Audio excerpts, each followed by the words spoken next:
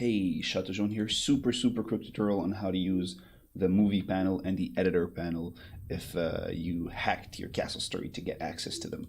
So editor panel, super quick. You can spawn all the Bricktrons. I don't need to explain that. You can spawn Minitron, Corruptron, Bifftrons, and Magitron is the Warlock. It's the name we gave the Warlock before it became the Warlock. And those here will spawn basically waves, kind of like on Invasion, but they won't move towards your crystal, I think, unless it's on Invasion. So it's kind of broken. Reset AI, it resets the AI. Doesn't really do anything. You probably shouldn't ever need to use that. Delete is to literally delete something. So you select something like this Bricktron and you delete it. If you have several things selected, it won't work. I think you can do it on whoops, sorry about that. I think you can do it on structures as well. Just gonna toggle on debug like this, instant build mode. I'm not sure if you can, but I think you can. Yeah, you can delete objects, basically any object. Kill is, well, to kill them, set their health to 0, they die. Scarf is if you want to give them a scarf, and then you can change the color to orange, red, blue, green, and you can do a blaze if you really feel like going crazy. And then you can't fix it anymore, you gotta change the color. Let me see. Bricktron faces changes the Bricktron that you have selected. It starts as blank even though it's not blank. It's broken like that, but you can do happy, sad, pleased. I'll let you explore those. So if you toggle on explosion, anywhere you click will explode. Obviously, lag. So use it sparingly if you don't want it to lag. If you don't want everything you click to explode anymore, then click on regular to go back to the regular cursor. If you have stockpiles, you can select them and fill them with stone blocks or stones. Well, stones will fill them back into stone blocks because 80 stones turns into bricks. So you have to do auto convert to off and then it'll work. Wood blocks, same thing. Planks, you get the idea. Empty will empty them.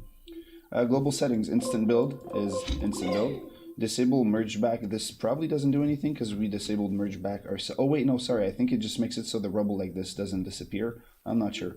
Ramasse cette merde literally means clean up this shit in Quebec French. Like I said, this is not meant for players. What this does is it just cleans up all the trash on the ground. And that's it for the editor panel. It doesn't really do anything particularly more interesting than the debug tool. It's just a less clean version of the debug tool, although it has some useful stuff. Movie panel, real quick. Movie panel is super interesting. It's what I use to do marketing assets and whatnot.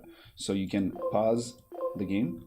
You can do step 1 is basically for when the game is paused. You can do step 1. Yeah, it'll do a step. Yeah, it'll literally just do a step and then pause again. Step 0.1s. I think it'll slow down time. It'll do a step just slower. The other ones, you know what, I'll let you explore. The pre-roll one, I'm not even sure what it does. It's up to you if you want to gamble it or not. Slow is basically to slow down time to 0.5. It can be cool to do. Slow 0.1, we'll do 0.1 speed. So it's the opposite of going fast. Fast 1.5 is just to speed up time by 1.5. Fast 5 will speed up time by 5. Hide bubbles will literally hide the speech bubbles on the Bricktrons. Hide pivot is really useful for when you're filming stuff. So this the yellow arrows and the white line for the camera, you can toggle it off by doing that. And now when you're moving and you're recording stuff, you don't have that thing in the middle of your screen. You can toggle it back on if you want to. Hide gizmos will hide the bubbles above like construction tasks and stuff. It'll do it permanently though. So yeah, prepare to basically not be able to use that save file afterwards. I think if you load and save and load, they'll come back, but I'm not 100% sure. Hide health is so the little health bar, I think it's broken, but I think what it does is the little health bar will not appear on Bricktrons. Well, right now it's right there, so you can actually see it. Oh yeah, if you use those, okay. So I forgot to tell you in the editor tool, you can set the team, so you can spawn like Corruptron teamed Bricktrons, and they'll actually fight. See, like this Corruptron that I spawned is actually on the Bricktron team, so I can control them like that, which is probably going to lead to some bugs, but whatever. Let me try the hide health real quick. Okay, so the hide health thing is broken. Sorry about that. Some really interesting tools for the movie panel as well. Travel speed, basically ASDW right now. If I set this to like 5, I move a lot faster with A and D.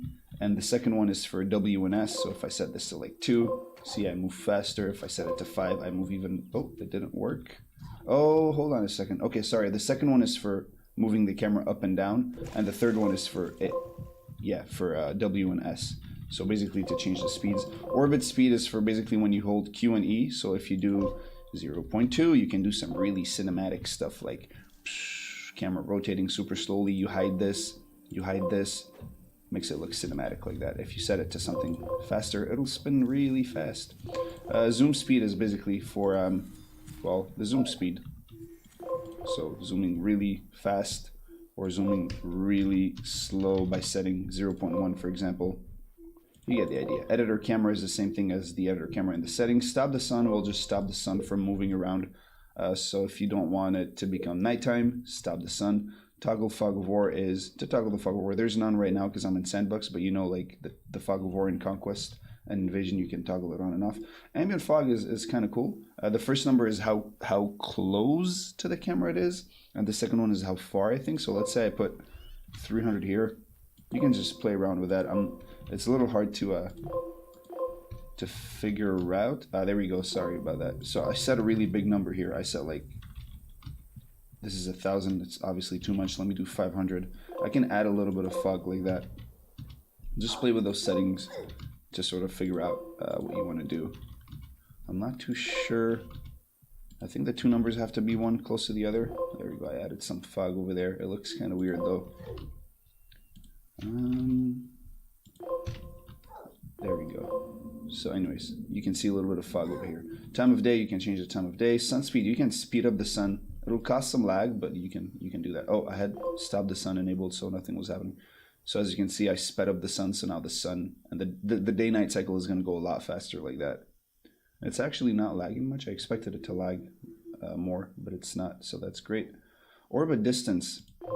Orbit distance is basically, so yeah, sorry about that. As you can see, I sort of messed up. I sort of messed up the fog of war here. I mean, the fog, environmental fog. Okay, so the orbit is basically you literally bring the sun closer to the island. You can do some pretty funky stuff like that if you want to. How close or far from the planet where you are, it orbits, I guess. Cardinal angle is basically just place it at a different position before it starts doing its thing. LOD bias is basically, so if you pick one of those trees and keep looking at it. So look at this tree here. I'm gonna zoom out, zoom out, zoom out, and at some point right there, you see it sort of pops. The quality gets smaller, and there again, it popped again. And we do this for performance reasons. If you do LOD bias, it makes everything the highest quality ever. Look at the mountain over here. It looks like it's made out of like maybe 15 voxel wide, but if I get closer, the voxels get more precise. See right there, it popped. Pop, pop, pop, pop. We do that for performance and game development. So LOD bias will just make everything the highest quality, which means your computer will lag a lot. If you don't have a good computer, you can toggle it on and off. Okay, and finally, the last feature which I like a lot, I'm gonna enable this, is the time lapse. So time lapse, what this does is if I set it to 0 everywhere, like it is by default, I do activate time lapse, nothing is happening. I'm gonna toggle it off.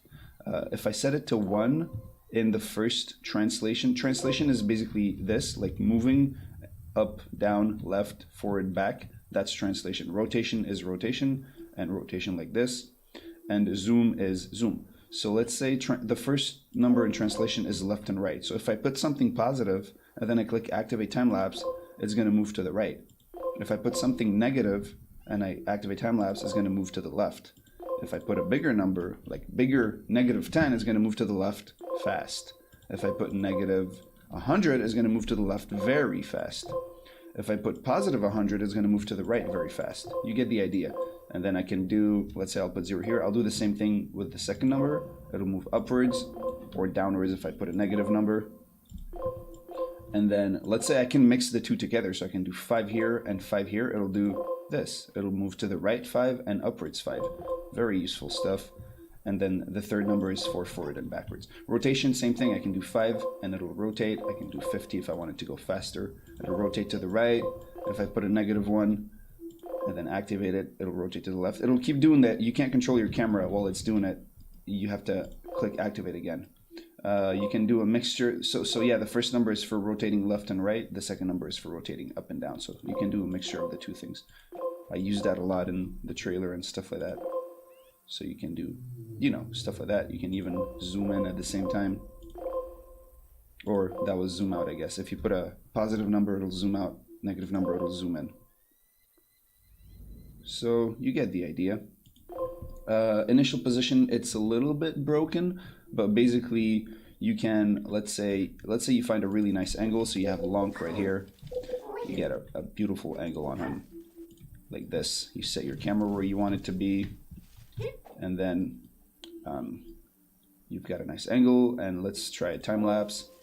Yeah, this is great. This is exactly what I want. Let's pretend this is what I want. So I'm going to turn off the pivot so my camera doesn't show the pivot. And this is a good position. I like this position. You can click record position. It doesn't give you a feedback that it did anything, but it did. And now I move my camera again. If I do reset position, it'll go back to where the position was. But it is a little bit bugged. Like, as you can see, the pivot position doesn't get saved. So use it sparingly. Or basically, don't zoom in or zoom out between the two because it'll break. Well, that's what it'll do. So record position, I move away. As long as I don't zoom in or zoom out, it should be fine. Yeah, there we go, see? But as soon as I zoom in or zoom out, it doesn't reset the zoom. It'll still look like it worked, but as you can see now, the pivot is far. It's not inside of the Bertrand. So that's what it is. Yeah, have fun.